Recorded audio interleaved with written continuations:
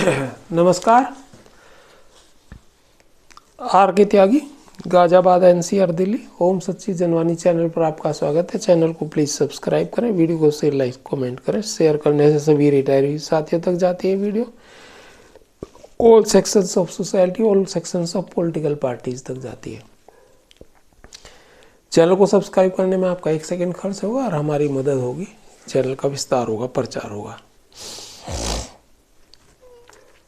साथियों, मैंने आपको बताया कि एलओपी मिस्टर राहुल गांधी कांग्रेस के जो बड़े नेता हैं, शीर्षस्थ नेता हैं, उनसे जो लीडर आईबोक के गए थे मिलने के लिए, उनमें सेक्रेटरी तो थे नहीं, कोई प्रेसिडेंट थे और कुछ और भी थे और कुछ महिलाएं थी, 2-1। तो उनका जो है लगातार लोगों बागों ने कुछ क्रिटिसिज्म भेजते रहे हैं और अपना अपना बता रहे हैं। तो ज़्यादातर उन्होंने क्रिटिसाइज़ करा और हमारे एक साथी ने उन्हें कहा कि भाई क्या आप इसमें काम रिटायरीज का काम बिगाड़ने गए थे, वो सॉरी बैंकर्स का काम बिगाड़ने गए थे या सुधारने गए थे। उनका कहना है कि अगर राहुल गांधी के पास जाएंगे तो काम बिगड़ जाएगा सुधारने के। उनका मनसा ये है, उन्होंने ये कहा कि भाई डीएफएस से मिले, फाइनेंस मिनिस्टर से मिले, पीएम से आज तक नहीं मिले, आप उनसे मिले या और किसी से मिले, तो जिनके हाथ में सत्ता है उनसे मिले। हालांकि ऐसी बात नहीं है, एलओपी का भी बहुत महत्व होता है मिलने से। मैं तो कई बार जो पहले एलओपी थे, एलओपी तो नहीं हुआ करते थे पहले, लेकिन अपोजिशन के लीडर थे, उनको मैंने लेटर वेटर लिखता रहा हूँ मैं। लेकिन यहाँ वो राहुल गांधी जी ने जो उसमें कहा, उन्होंने कहा कि ये सारा मामला मैंने आपका सुना, हर एक का सुनने के बाद वो तो ये तो लेवल प्लेइंग फील्ड की प्रॉब्लम है।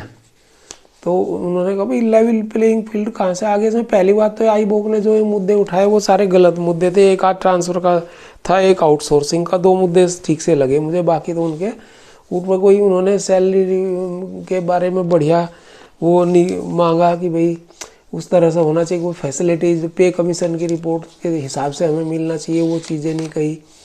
और इंडस्ट्री की कोई ऐसी समस्या नहीं कही। पता नहीं क्या क्या कहते रहे, हमें तो समझ में आधी आई, उनकी आधी नहीं आई क्या कहना चाह रहे हैं। हमें लगा वो प्रायोजित बात है, कांग्रेस के लोगों ने बुलाया होगा उन्हें, जो उन्होंने बताया होगा वही उन्होंने कहा होगा, मुझे तो ऐसा लगा है उसमें।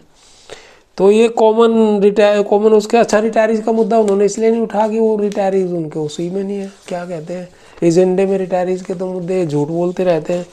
कई बार इन्होंने, चाहे आईबोक का जनरल सेक्रेटरी हो, एक बार उसने, एक बार एआईबी के जनरल सेक्रेटरी वेंकटचलम ने, सौम्यादत्ता ने उससे पहले, और एक बार बंदली जी ने एनसीबी के इन्होंने अलग अलग सेटलमेंट करे। उन्होंने कहा कि बिना इसके हम रिटायरी के मुद्दे और पेंशन डिवीजन हल करे बिना नहीं वो करेंगे। लेकिन नहीं, कुछ भी नहीं हुआ। और इंश्योरेंस हमारे ऊपर अनाप शनाप लाख लाख रुपए की पॉलिसी हम खरीद रहे हैं। जिनके पास ग्रेजुएटी और उसके पैसे पड़े हुए वो खरीद रहे हैं। बाद में जो 8.25 लाख में से 1,20,000 लोगों ने लिया, बाकी लोग ले नहीं पाते। कितने मतलब वो अपना जब उनका पैसा खर्च हो जाएगा तो वो भी नहीं ले पाने के। तो ये एक गंभीर समस्या है और इस पर विचार होना चाहिए।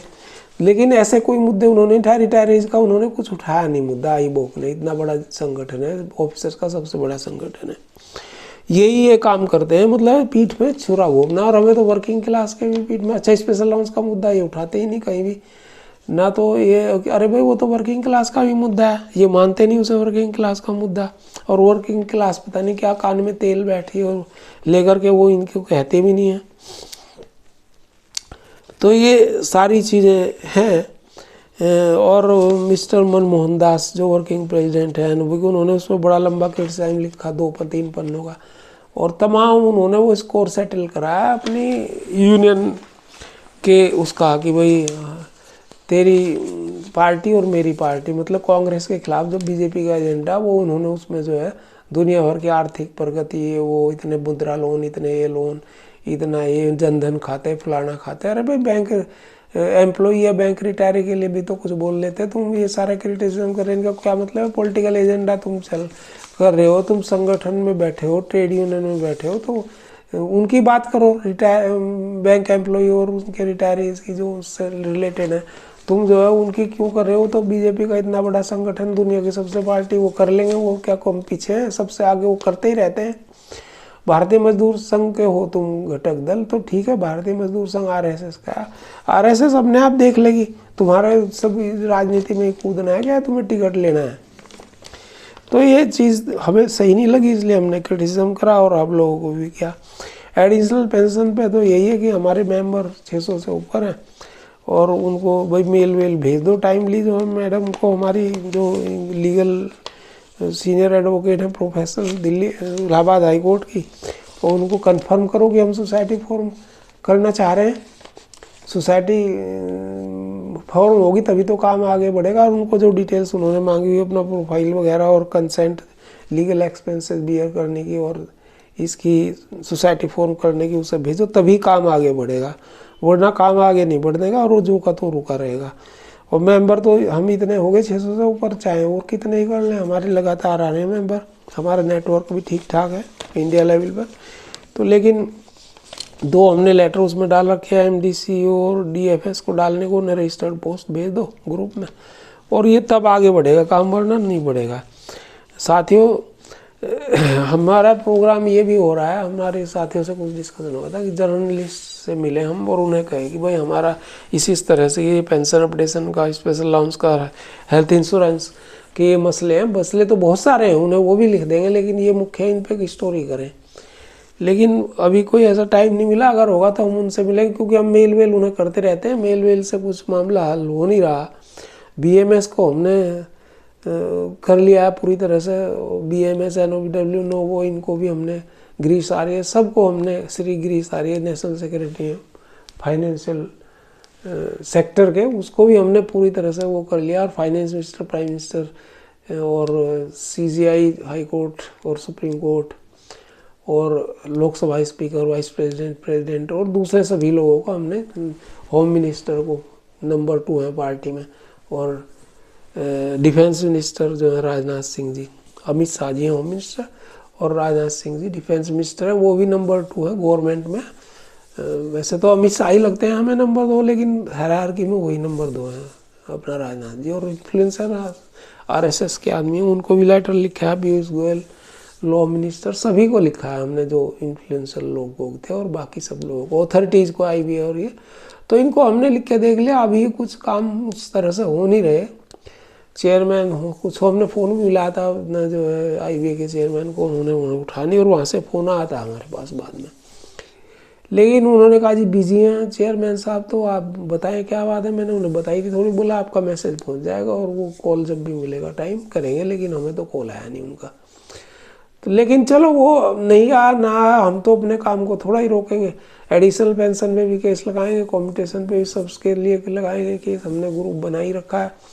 और दूसरे काम, ग्रेजुएटी का वो सुनवाई कल होनी थी, नहीं हो पाई, जज साहब छुट्टी थे 13 तारीख में, और 13 तारीख में और भी 1-2 मसले होने थे, वो कुछ हुआ नहीं। टीपी 1394 भी होना था, वो हुआ नहीं। तो वो अब देखो, ये अब 11 मार्च में चले गए हैं, और सिंगला वाला केस अभी जो का तो पेंडिंग है, उसमें कुछ हो नहीं रहा। सियाराम जी और दूसरे लोगों को कहा था कि भाई इसमें एक एप्लीकेशन डाल दें कि भाई सुनवाई पहला भी हमारी 20 नवंबर को होनी थी, फिक्स करी गई थी, वो नहीं हो पाई। तो ये सारे मुद्दे हैं, अब देखते हैं इसमें क्या होता है। बाकी और तो ये है कि गवर्नमेंट तो अब पूरी तरह से काबिज होगी, गवर्नमेंट को कुछ लेना देना नहीं है बैंक रिटायरी से। और हालांकि बड़े थिन मार्जिन से अब के गवर्नमेंट जो है, बीजेपी की तो सरकार नहीं आई, वो भी गठबंधन की सरकार आई है अब के तो, लेकिन फिर भी गवर्नमेंट को कोई ज़्यादा फर्क पड़ नहीं रहा। हमें लग रहा था शायद फर्क पड़ेगा और वो ध्यान करेंगे, पर दे नहीं रहे। तो ये साथियों, मुझे कुछ आपको अपडेट देनी थी, तो आप लोग भी थोड़ा सा जो है अपना एक्टिव हों, और सब इनके जो है, इनको जो है अलर्ट करें, गवर्नमेंट को भी और पॉलिटिकल पार्टीज़ को भी। मैंने कहा था दिल्ली में इलेक्शन है, वहाँ सब कॉन्स्टिट्यूंसी में 2-2 मीटिंग टाइप ही करें, यूट्यूबर्स को बुलाएं और वहाँ अपनी बाइट दें, और मुर्दाबाद जिंदाबाद वगैरह जो भी करें, प्रदर्शन वगैरह, तो वो एक मुद्दा बन सकता है। क्योंकि दिल्ली में केंद्र की सत्ता रहती है, तो वो उनके कानों तक जू रहेंगे या नहीं रहेंगे। लेकिन हमें तो ये है ना कि फल कर्मण्येवाधिकारस्तु मा फलेषु कदाचन, फल मिले ना मिले, और उसकी इच्छा रखे ना रखे, लेकिन कर्म तो करना हमारे जरूरी नहीं। तो कर्म करेंगे तो कुछ पता नहीं हो या नहीं होगा। कर्म करने वाले की कभी हार नहीं होती। धन्यवाद साथियों। भारत माता की जय। वंदे मातरम। मेरा मोबाइल नंबर 8588898205। कोई भी ज़रूरत हो कॉल कर सकते हैं, और अगर आर्थिक सहयोग करना चाहें तो आर्थिक सहयोग कर सकते हैं। धन्यवाद साथियों। भारत माता की जय। थैंक्स।